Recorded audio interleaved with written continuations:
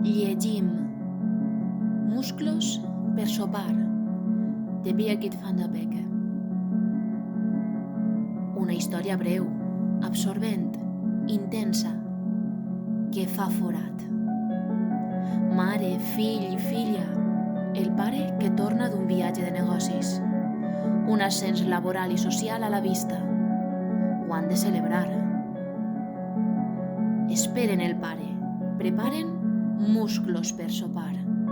El plat preferit del pare, només del pare. A ningú li agraden, només al pare. A la mare se li fa etern netejar-los, a la filla li fan fàstic, al fill. Mentre esperen, comencen a expressar-se, a alliberar-se. Reacció en cadena, fora la vena dels ulls. El pare no arriba. Passen les hores. L'espera ho capgira tot.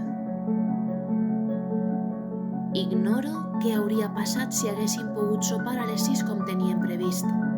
Són sorprenents les coses que arriba a fer la gent quan alguna cosa surt del que estava previst. Una petita desviació del que és normal fa que tot canviï. Absolutament tot. Musclos per sopar. La història d'una rebel·lió familiar.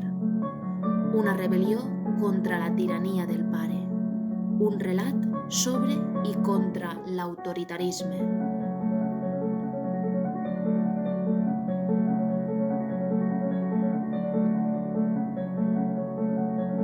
Llegim